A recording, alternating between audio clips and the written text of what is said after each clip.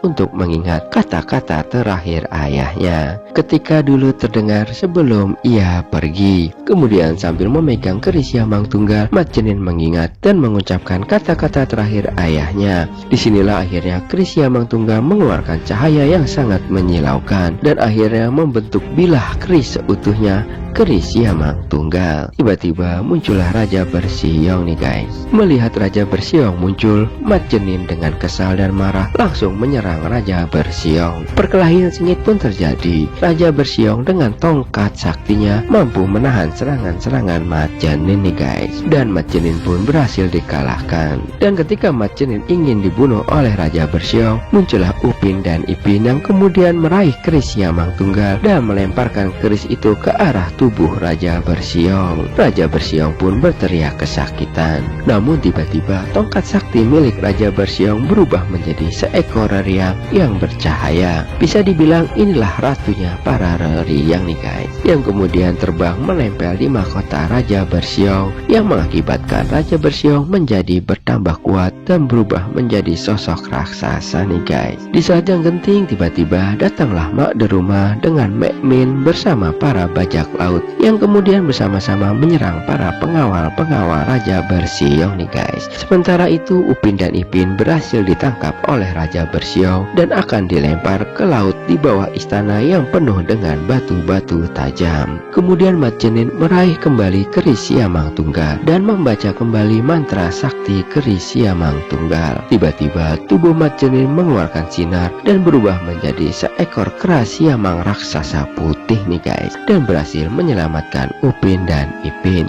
Kemudian terjadilah pertempuran yang sangat sengit antara kera siamang raksasa putih dengan Raja Bersiong. Mereka berdua saling menyerang dan menjatuhkan. Di sini terlihat mereka berdua sama-sama kuat nih guys. Tak ada yang mau mengalah satu sama lain. Akhirnya kera Siamang Putih berhasil mencabut mahkota yang ada di kepala Raja Bersiong nih guys, yang mengakibatkan Raja Bersiong pun tewas. Dan para pengawal Raja Bersiong pun ikut hancur nih guys. Singkat cerita akhirnya Mat Jenin dinobatkan sebagai Raja Indraloka dengan nama Raja Indra nih guys. Semua sangat senang dan bahagia. Akhirnya kerajaan Indraloka kembali damai. Oke guys, di akhir cerita kemudian Mat Jenin, Pak Belalang dan Belalang mengantarkan Upin dan Ipin beserta kawan-kawan ke Batu Belah Batu Bertangkup agar Upin, Ipin dan kawan-kawan bisa kembali pulang nih guys. Namun tiba-tiba Ipin diserang oleh sebuah tongkat sakti milik Raja Bersiong. Ya, ternyata Raja Bersiong belum tewas nih guys. Raja Bersiong kembali bangkit. Melihat Raja Bersiong masih hidup, Mat Jenin kembali menyerang Raja Bersiong nih guys. Perkelahian sengit pun terjadi, yang akhirnya Mat Jenin berhasil melempar tongkat sakti milik Raja Bersiong, dan kemudian tongkat sakti ini ditangkap dan diambil oleh Upin dan Ipin. Melihat Belalang, Pak Belalang dan kawan-kawannya terjerat akar-akar pohon ulah Raja Bersiong, akhirnya Upin memukulkan tongkat sakti milik Raja Bersiong ke akar pohon tersebut untuk menyelamatkan kawan-kawannya nih guys. Namun apa yang terjadi? Akhirnya tongkat sakti itu retak dan hancur berkeping-keping, dan kemudian terlihat Ratu Reriang terlepas nih guys. Secepat kilat Mat Jenin melompat dan akhirnya dengan keris Siamang Tunggal Mat Jenin menusuk Ratu Reriang nih guys, dan mengakibatkan tubuh Raja Bersiong hancur berkeping-keping.